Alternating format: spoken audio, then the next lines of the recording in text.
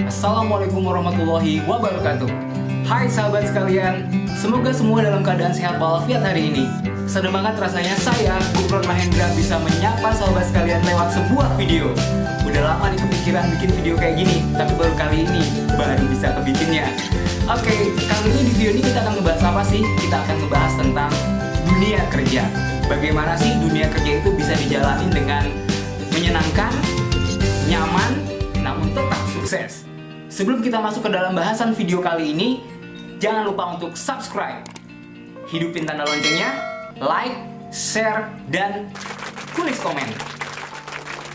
Oke, izinkan saya Gufron Mahendra untuk memulai bahasan kita untuk kali ini. Bahasan kita hari ini, kita akan membahas tentang hal yang berkaitan dengan dunia kerja, di mana ketika kita ingin melaksanakan pekerjaan-pekerjaan dan bisa membuat hasil yang baik, tentunya kita memerlukan segala sesuatu yang sudah dipersiapkan.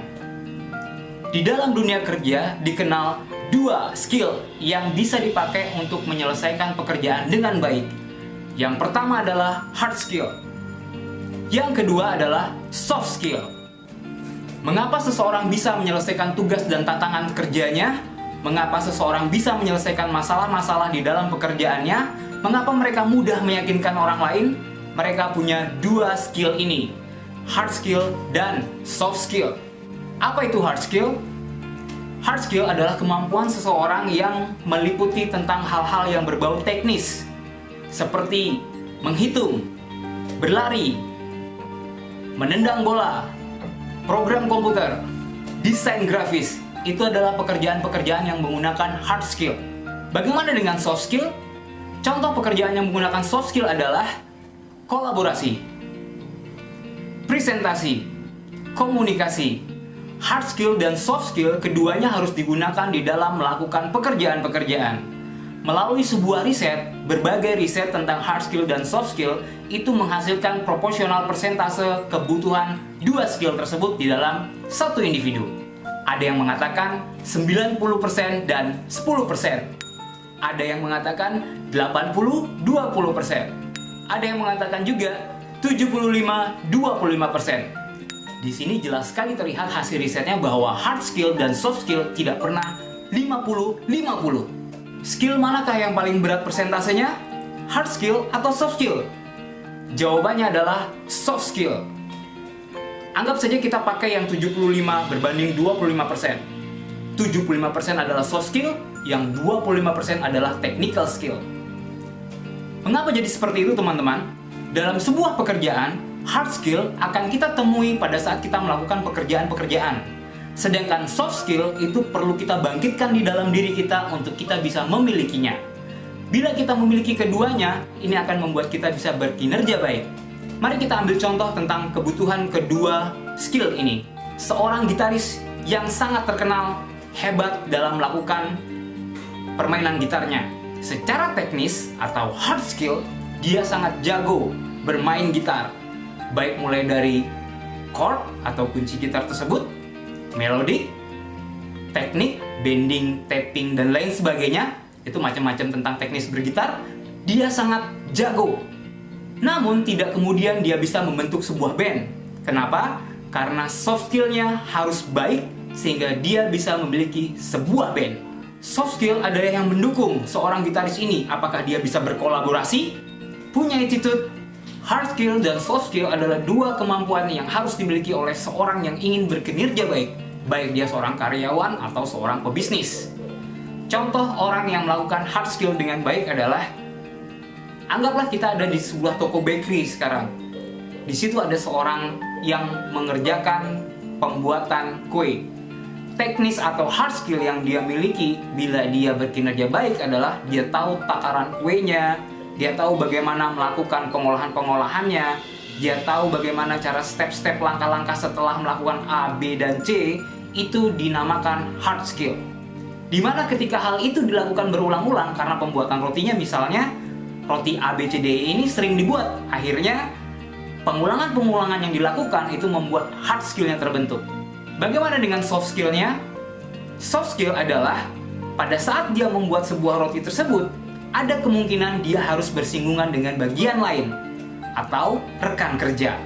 atau bahkan mengirimkan laporan kepada atasan tentang berapa hasil produksi yang sudah dibuat hari itu.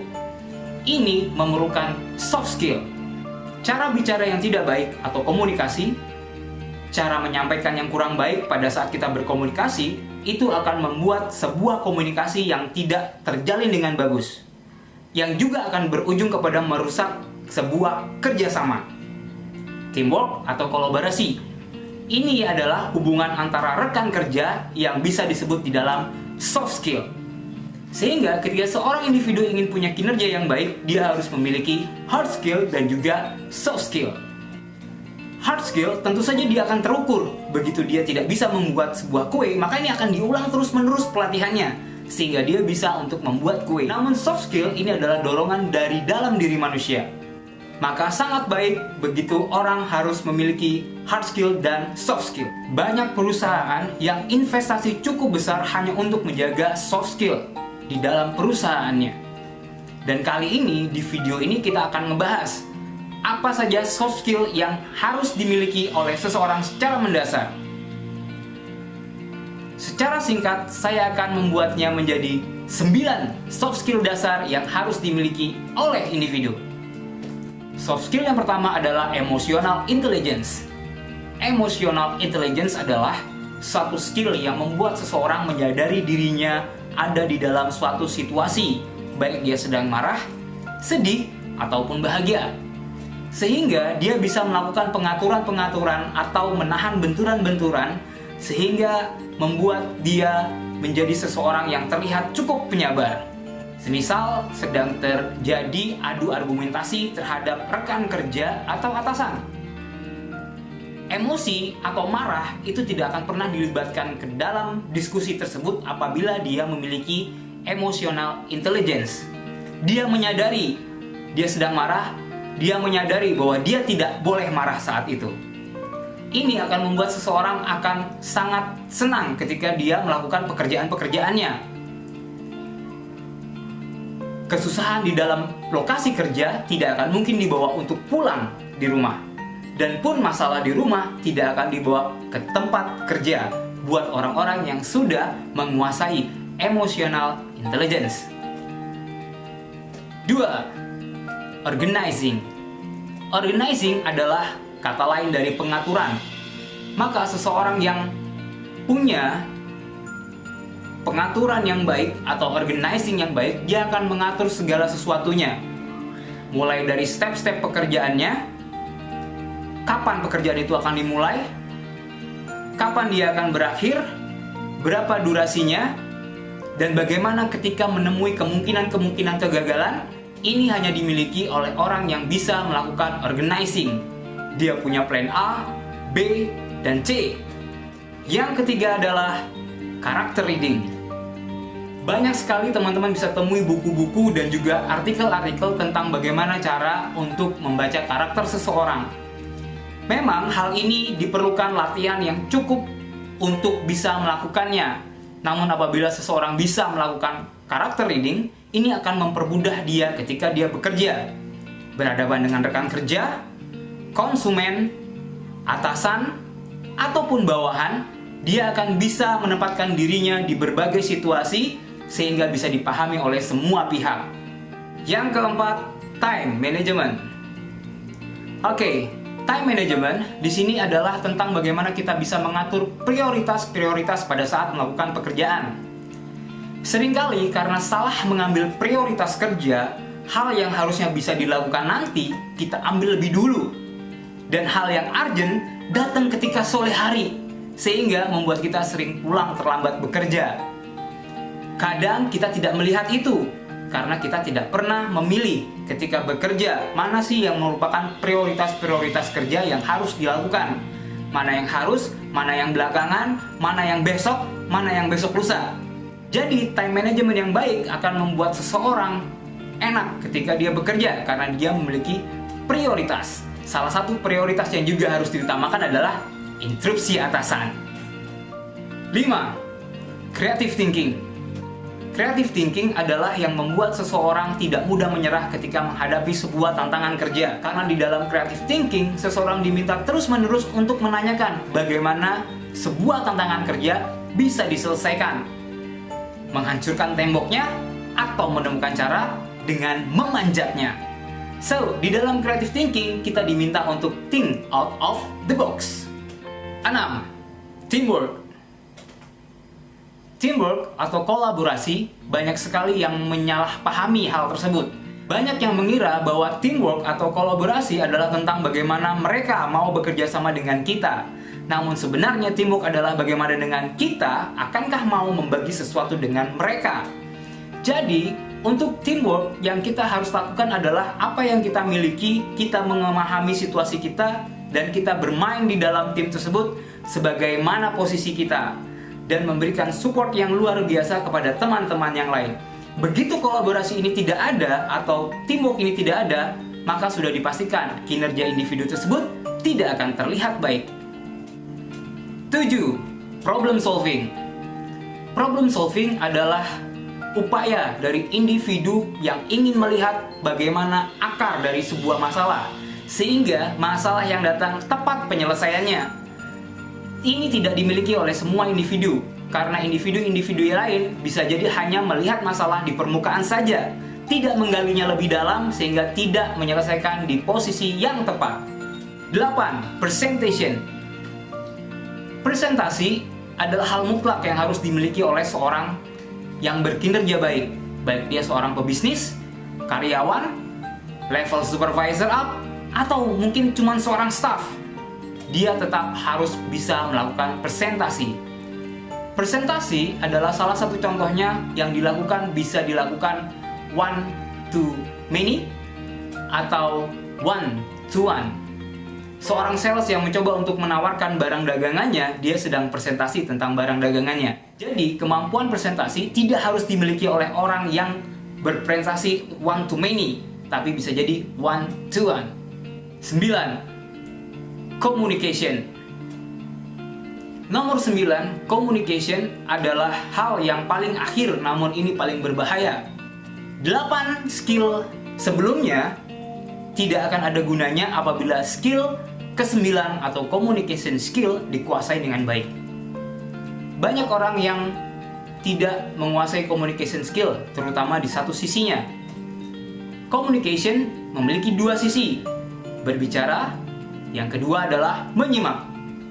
Menyimak adalah satu tahapan tertinggi dari proses mendengarkan, di mana apabila kita hanya mendengarkan saja tanpa menyimak, maka gambaran tidak akan terbentuk di dalam pikiran-pikiran kita.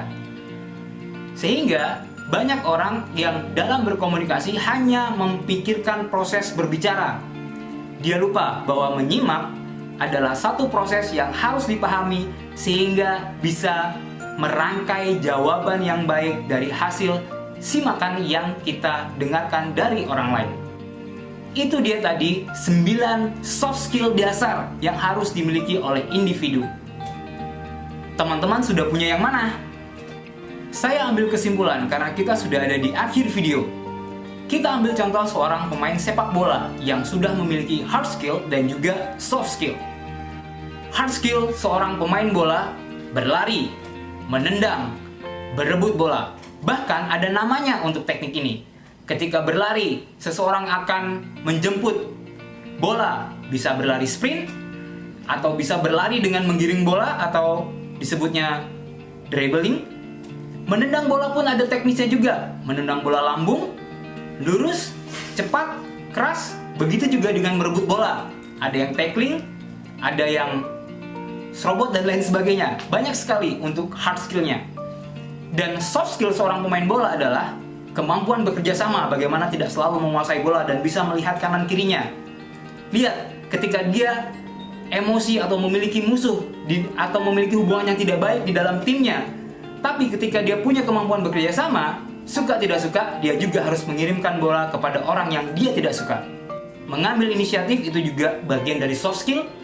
Keberanian mengambil keputusan dan tidak menyerah ketika bekerja dan tidak menyerah ketika melakukan sesuatu, itu bagian dari creative thinking dan lain sebagainya. Sehingga pemain bola tersebut akan menjadi pemain bola yang bagus ketika dia menggabungkan antara hard skillnya dan soft skillnya. Ini penutup dari bahasan tentang soft skill. Inti dari video ini adalah, mari kita bercermin ke dalam diri kita masing-masing. Temukan yang ingin kita kembangkan di dalam diri kita. Soft skill mana yang kita sudah miliki dan yang belum kita miliki. Maka kita perkaya diri kita dengan soft skill lain yang belum kita miliki. Temukan yang ingin kita kembangkan dari diri kita. Begitu semua itu sudah berkembang, isi kantong mengikuti. Amin. Sekian video dari saya, Gufron Mahendra. Kedepannya, buat teman-teman yang pengen dengerin soft skill yang lainnya, atau pengen dengar bahasan 9 soft skill kita bahas perinci satu persatu, silakan komen di dalam video ini. Soft skill mana yang pengen Anda dengarkan yang akan kita bahas di video selanjutnya. Sekian dari saya, Gufron Mahendra pamit. Wassalamualaikum warahmatullahi wabarakatuh.